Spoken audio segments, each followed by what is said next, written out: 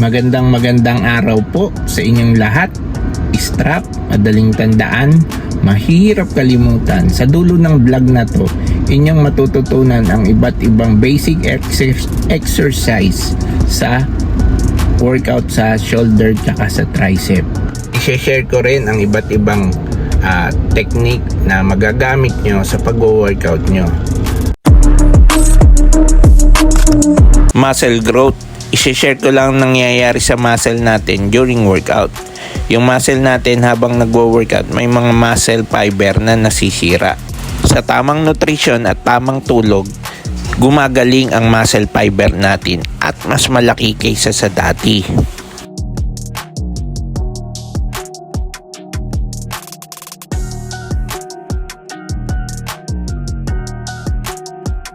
Humawak ng dalawang dumbbell at ipatong sa paa. Bumuelo at itaas ito. Slightly na naka-arc yung back, kontroladong ibaba sa side ang dumbbell, ibalik uli sa itaas ang dumbbell. Sa gantong paraan, pogi pa rin ang bida. Ulit-ulitin lang ito, yung movement at hindi yung pogi. Ito ay para sa front at side delts.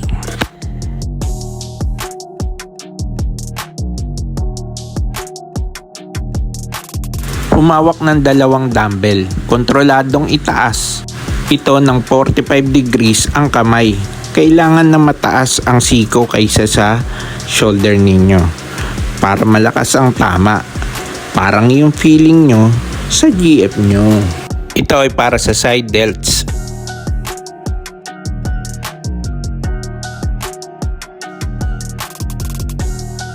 Humawak ng dalawang dumbbell. Iangat ang dumbbell na may straight na kamay. Kailangan ng dumbbell ay kalibel ng mata habang nasa taas. Iwasang mag-move forward ang katawan at backward. Para bang may bulate. Ibaba ang dumbbell ng kontrolado. Ito ay para sa front delts.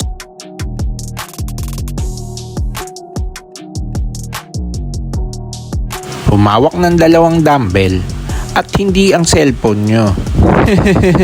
Yumuko ng bahagya at ituwid ang likod. Itong exercise na to ay para sa real delts.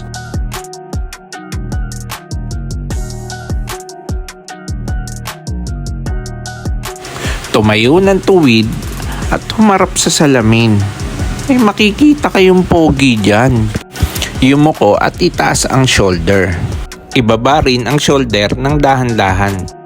Steady nyo lang ang braso nyo at traps na ang bubuhat sa dumbbell. Ito ay para sa thickness ng traps muscle.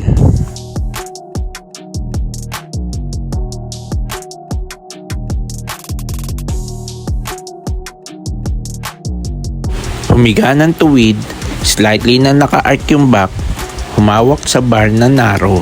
Di yung kapitbahay nyo na narrow ang isip. Magdamag na nagbibidyoke kahit na may pasok pang kapitbahay niya kinabukasan. Buhatin ng bar ng dahan-dahan at kontrolado rin itong itaas. Kailangan ay kaya nyo lang ang bubuhatin nyo.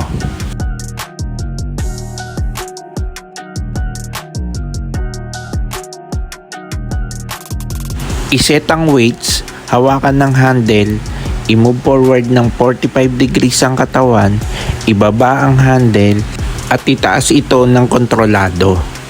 Ulit-ulitin ito gaya ng pangungulit nyo sa nililigawan nyo. Joke lang. Ang key ng movement na ito ay steady lang ang siko nyo sa magkabilang gilid.